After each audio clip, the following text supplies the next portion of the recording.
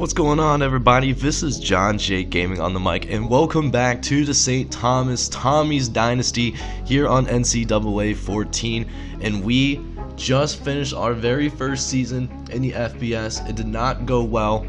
In the last episode, for example, our first head coach, Max Carlson, he actually got fired, so we had to search for a brand new coach that will hopefully lead us to better days for the St. Thomas Football Program in Division I football. And that person's name is none other than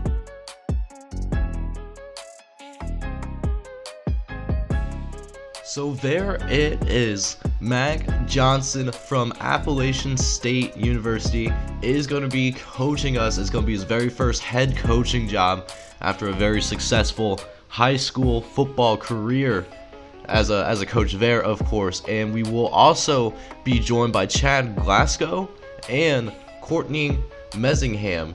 So thank you guys so much on the Discord and on YouTube as well for your submissions. If you guys want to have a custom recruit, always, leave submissions down below if you want his recruiting, since you never had to recruit for obvious reasons in high school. But hopefully it will work out for us in the long run, and he'll be around for multiple years at a time. So we'll just have to see what will happen going forward.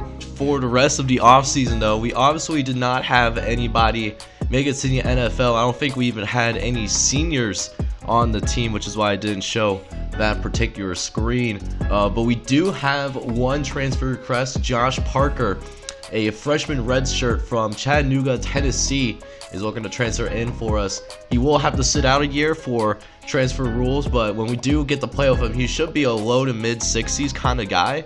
And I think he can really help us out in the long run when we make it to season 3. So Josh Parker, welcome to the squad, my man. Moving on to the recruiting, though, since we did have that transfer, we actually don't have any scholarships left. So these are going to be the 24 guys that are going to join the St. Thomas football team that is not going to be transferring in. So we have our highest rated player in Julian McAfee, who's going to be a 79 overall and will help us with our kicking game. Eric Ferguson with a 69. Justin Spicer also with a 69 overall. He will be joined by John Christensen with a 68. Damian Thompson with a 68. Our center at 64 overall for Charles Rogers. Jesse Wallen will also have a 63 overall. Derek Jackson, who is going to be our highest rated freshman, he's going to be a 60 overall player. Corey Fitzpatrick will have a 60 overall. Joel White with a 58. And I'm looking down at this recruiting class, and we should be pretty good to go. This is actually not a bad first class to go with, despite the fact that we're only allowed to get 1 stars until we have a higher prestige, and we can only recruit in the state of Minnesota as well as in neighboring states. Granted, if we already sign everybody from there, we can extend outward to make it slightly easier on us to not make this completely brutal. But yeah, I'm really excited about this recruiting class. If you want to have your own custom player in this dynasty and replace one of the people that are in this recruiting class, let me know down in the description. Should have a little template in the comments asking you what player you want to replace and what person you want to actually name, albeit hopefully you guys make it appropriate, of course. But yeah, this is going to be your recruiting class for season 1 that is listed on that St. Thomas recruiting class. Since they're all 1 stars, unsurprisingly, we will be ranked at the very bottom. We will have the worst recruiting class in the FBS subdivision, and it wasn't even close. Not having any 3 or 2 stars, just having only 1 star prospects join our team, is going to be difficult for us to move up. But I'll be interested to see at the same time how much we improve from this past season to the next season from an overall perspective. Changes, we have quite a bit of work that needs to be done. We can't have 2 guys of this caliber at the same place, so we're going to go ahead and move Damian Thompson over to right guard. And the reason why I did that is that we currently have like a 41 overall starting, and that will help shore up that line for our team, and that's really all I want to do with the offensive line. We still have a little bit of work to do.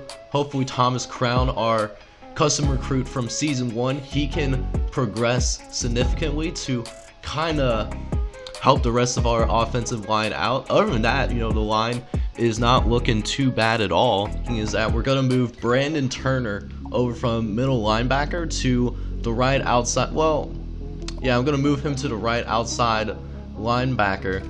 And the main reason why I did that was because we had a little bit of a shortage at the right outside linebacker, and we had a projected 43 overall. It might move up to like the high 40s, but I think Brandon Turner will be more than talented enough to take over that place and at least shore up our linebacking core for a little bit. And we still have Derek Jackson anchoring the middle, whereas Zach Bryant and Bob Jackson can continue to develop at that middle linebacker position. Finally, since we have a new kicker and Julian McAfee, what we ended up doing next is that we moved Justin Little over to punter, and now Justin Little will be our starting punter, whereas Josh Sanders, we moved around to see where he would be decent at, and it looks like he would actually be a decent lineman, so we're actually going to move him to right tackle for now, unless I decide to do anything. Actually, yeah, I am going to put him at right tackle. He'll be our new starting right tackle.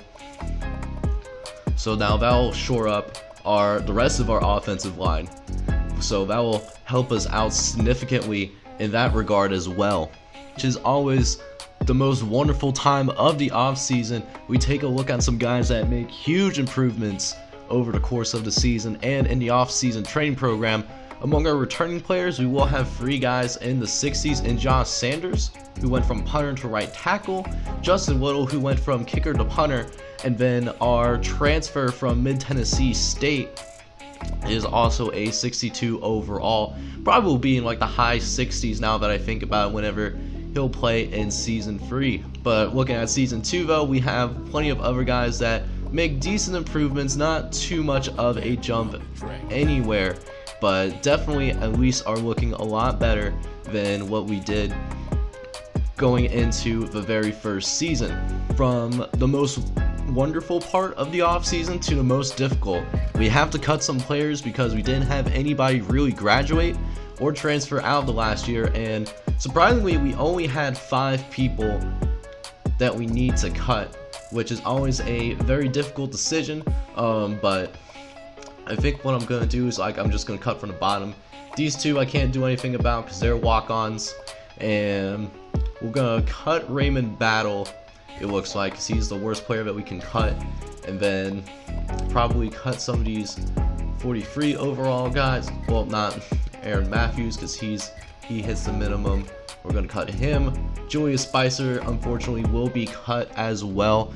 Always a very difficult time to do so. And then our senior James King, the true senior pass blocking center, he's going to get cut as well. Always tough to cut seniors, but it's just what we had to do at this time.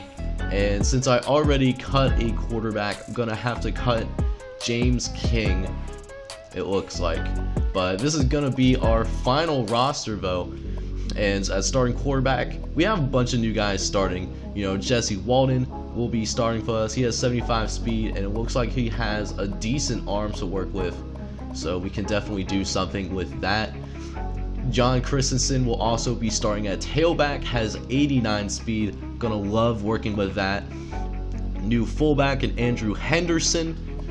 New wide receivers are still for the most part look the same.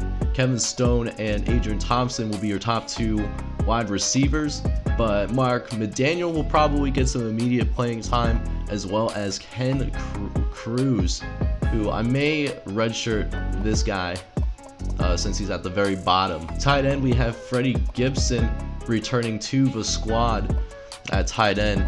Julian Spicer will be your starting left tackle. Keith DeLuca at left guard. At center, we have Carl Rogers at a 64 overall. Very nice. Damian Thompson at 67 overall. And Josh Sanders will be coming in as a redshirt. Mind you, he will be 67 overall. Josh Parker is transferring, so we will have Marlon Greenwood back at left end, as well as Blake Perry will be returning at the right defensive end. Defensive tackle, though, we will see Corey Ford as the starting defensive tackle, as we will be in a free 4 for right now. Left outside linebacker, we have Joel White as a true freshman. Derek Jackson also as a true freshman, starting at the middle linebacker position. And then at right outside linebacker, we have Brandon Turner, who will be a true freshman, coming from middle linebacker to shore up that spot a little bit as well. At corner, we have plenty of corners, but our two primary ones will be Aaron Rodgers and Corey Fitzpatrick, who are both true freshmen. They will both get the start early on in their collegiate careers. Whereas free safety, we have Chad Parrish coming back into the fold, although Matt Gint, a incoming prospect, will probably back him up unless we redshirt him, of course. And then strong safety, we have Eric Ferguson at 69 overall. Definitely still have some holes that we need to fill going forward, but I'm overall excited about the progress that we can make from season 1 to season 2. Which, speaking of which, let's see what kind of schedule that we have going into season 2. Looking at our schedule for season 2, it does seem well promising for us. Nice mix of cupcake games and games that are going to truly challenge us. We're going to start things off nice and easy with a home game against FCS Northwest, home of the Predators. We'll then go on bye for week 2. Then we'll go on the road to play against Louisiana Monroe and the University of Utah. Go back home to play Troy. And then look at this. We have a free game gauntlet that is going to truly test our hearts and souls. At Washington, at Virginia Tech, and then at Ohio State. So that free game gauntlet is going to really show our true competitive spirit, as they're all going to be most likely heavily favored in all 3 of those games. We'll then finish up on the road against Colorado State, at home against Washington State. Then North Carolina is going to come visit us as well. Senior Day is going to be against Tulane, and then we'll finish things up going on the road one last time against the University of Iowa. So that is going to be your season 2 schedule. I hope you guys are excited as I am. Before I completely sign off, let me just show you guys the players that I do plan on redshirting for the upcoming campaign, as well as show what our overall is, because I'm actually really curious about that as well.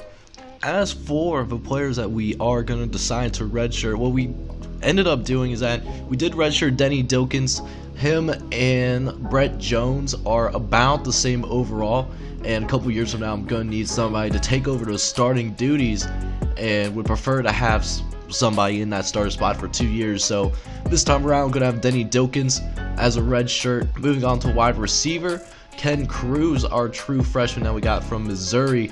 He's actually going to get red shirt as well, so he can work on his ball skills in general. He has decent speed, but needs to work on his catching a little bit, as well as his awareness. So hopefully the red shirt year will be good for him, and we'll still have 6 wide receivers available to us on a day-to-day basis.